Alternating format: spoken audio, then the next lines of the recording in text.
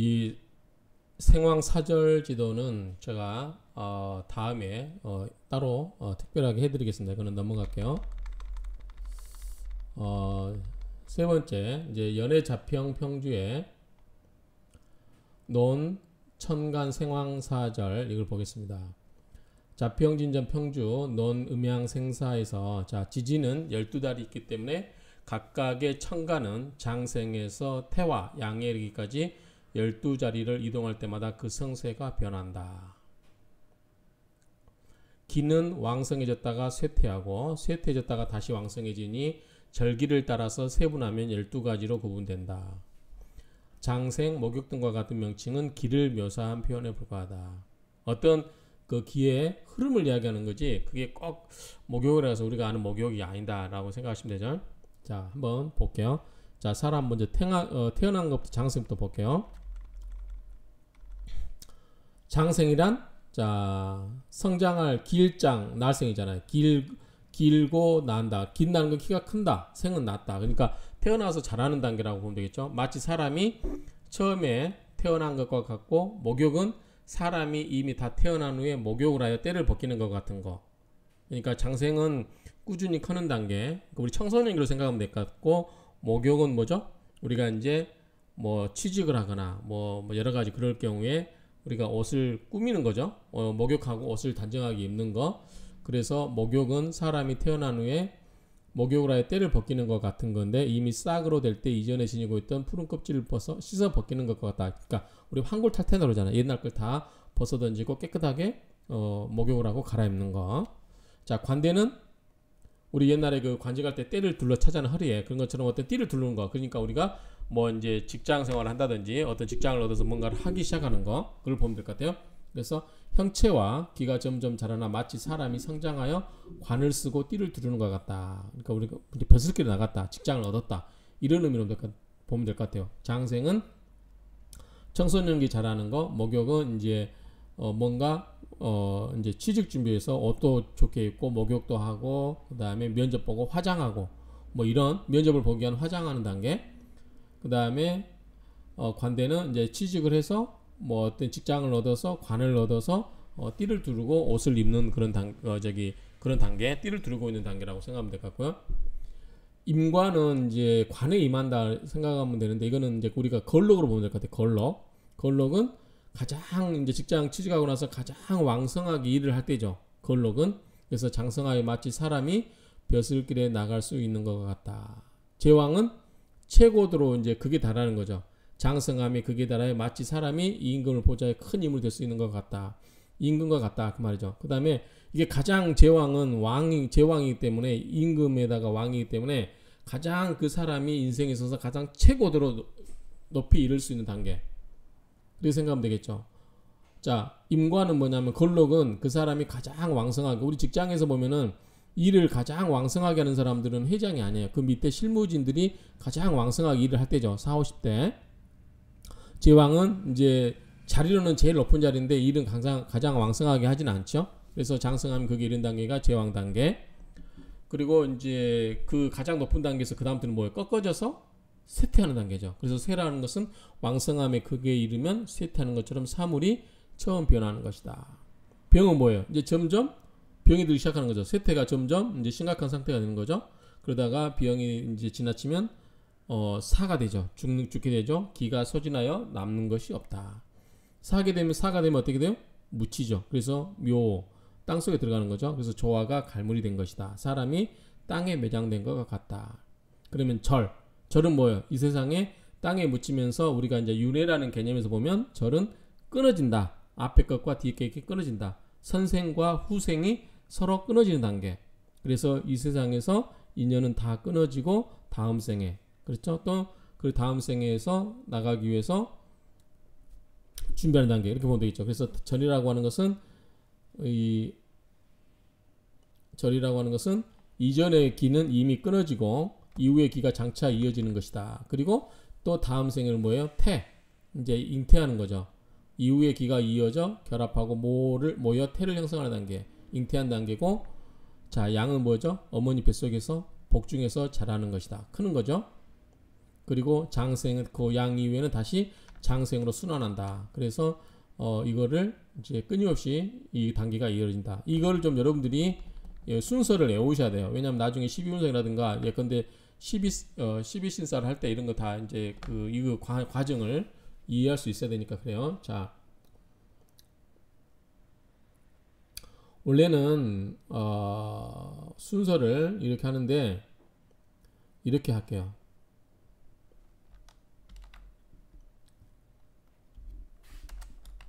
순서는 이제 태어난 것부터 먼저 하는데, 자, 절태양생, 욕대, 절태양생, 욕대 이렇게 순서를 외우시면 돼요. 절태양생, 욕대. 뒷글자로, 두 글자는 뒷글자로 읽겠습니다. 그래서 자, 절이라고 하는 것은 앞에서 묘가 뭐죠? 전생에서 다 죽고 나서 인연이 끊어져서 무덤에 묻힌 거예요. 그리고 나서 전생을 끊어버리고 이제 새로 시작하는 거예요. 그래서 절이라고 하는 것은 무덤에 묻힌 후에 다시 생명이 모태에 입퇴하기 직전에 부모 결합시 불합시기로 절처봉생. 그래서 가장 절망적인 상황에 처했을 때 생을 만난다. 그래서 이 절처봉생이다 라고 하는 말이 나오는데, 어쨌든 절은 앞 세상과 이 세상을 끊어버렸다. 그래서 이 세상을 준비하는 단계. 그래서 절부터 시작합니다. 절. 그러니까 가장 안 좋은 시기겠죠. 절. 그 다음에 태가 뭐다? 부모님 결함으로 잉태, 입태함을 나타난다. 양은 뭐예요? 이제 입태하고 나서 뭐다? 성장하는 거. 뱃속에서 자라는 거. 모태 속에서 아직 나오지 않았어요. 그래서 절태양. 그 다음에 이제 장생이에요. 장생은 뭐냐면 모태에서 이제 10개월 자라고 나서 세상으로 나오는 거예요. 그래서 생, 그리고 자라는 거죠. 그 다음에 목욕은 뭐냐면 목욕을 하는 거죠. 출생한 아기가 목욕하여 물장난하는 것 같다. 즉 목욕은 사람 이미 태어난 후에 목욕을 하여 때를 벗기는 것 같다. 새싹이 이미 씨앗이 이미 싹으로 될 때 이전에 지니고 있던 껍질을 다 씻어서 벗기는 것 같다. 그래서 태어나서 목욕을 해서 기존에 그랬던 거를 다 씻어 벗기는 단계다. 그래서 이 목욕은 뭐다? 우리가 이제 생각하면 목욕하고, 우리도 뭔가 준비할 때 목욕을 하죠. 그리고 옷을 입고 화장하고 뭐 분을 바르고 막 그러죠. 그러니까 일종의 이제 목욕 단계는 뭔가 꾸미는 단계 이렇게 보시면 되고, 그 다음에 이제 태어나서 이제 자라다가 목욕을 하고 우리가 이제 취직하기 위해서 이제 화장하고 목욕하고 옷을 뭐 양복 한 벌 빼입고, 또 우리 여성들 같은 경우는 정장 입고 그래서 면접을 보겠죠. 면접하기 위해서 우리가 꾸미죠. 그거를 목욕 단계로 보면 될 것 같아요. 그리고 관대는 뭐예요? 이제 취직을 한 거죠. 그래서 우리가 머리에 관도 쓰고, 이제 옛날 관직 가면 때도 그 관직 복장에 그 띠를 두르죠. 띠도 뭐죠? 이게 이제 직급에 따라 다른데 어쨌든 띠를 두고 하는 신계. 뭔가 이제 새로 시작하는 거. 직장이 됐든 뭐 결혼이 됐든 뭔가 새로 시작하는 단계. 이런 단계가 외우면 될 것 같아요. 그래서 절태양생욕대 이렇게 먼저 이걸 외우시기 바랍니다. 절태양생욕대. 자, 이거를 나중에 이유를 바뀌어 드릴 거예요. 그 다음에 이제 가장 취직하고 나서 가장 할 게 뭐냐면 녹이라고 할게요. 녹. 가장 일을 열심히 할 때요. 국익을 도모한다. 국가 사회 참여 국익을 도모하는 시기인데, 어쨌든 그 사람 입장에서는 어떤 직장이 됐든 뭐가 됐든 가장 바쁠 때, 가장 실무적으로 일을 많이 할 때가 녹의 걸록. 그 다음에 제왕은 이제 최고의 높은 지위에 올라간 거예요. 그 사람이 이룰 수 있는 최고의 지위. 그래서 일생 최고의 왕성을 할 수 있는 시기. 그래서 노광 이렇게 하고 돼요. 그 다음에 최고 이름이 어떻게 돼요? 그 다음에 이제 쇠퇴하죠. 당연히 자연의 지가 이렇게 가장 끝에 최고도에 올라간 다음에 내려오는 단계. 그게 뭐다? 극왕한 때. 그래서 노쇠에도 아직은 추종원자가 있고 정관예우도 통하고, 뭐 옛날 직장 상사라고 뭐 떠받들어 준 시기죠. 아직은 뭐 쇠퇴해서 가장 힘이 완전히 없어지는 건 아니에요. 그런데 이제 점점 그게 이제 힘이 빠지면서 병하면 노쇠하여 생기가 파괴되고 병이 드는 거죠. 그럼 이제 하나하나 이제 아픈 게 더 생기는 거죠. 그 다음에 병 다음에 그 다음에 병이 많이 들고 면역력이 떨어지고 뭐 어떻게 돼요? 그 다음에 생명이 끊어지죠. 그 다음에 어디 간다? 묘지에 장사진에서 흙에 묻히는 거죠. 그래서 노광, 쇠병, 사모 이렇게 오시면 돼요. 절태양생욕대, 노광, 쇠병, 사모 이렇게 순서를 외우시면 됩니다. 요거는 나중에 꼭 필요하니까 이 순서를 외우시기 바랍니다. 절태양생욕대, 그 다음에 노광 세병 사묘 이 순서를 꼭 외우시기 바랍니다. 자 이렇게 하고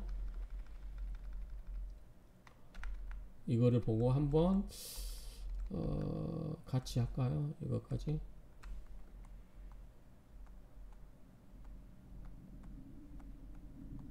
요 뒤에 나오니까 한 번 더 나오니까 이거를 한 번 더 볼게요.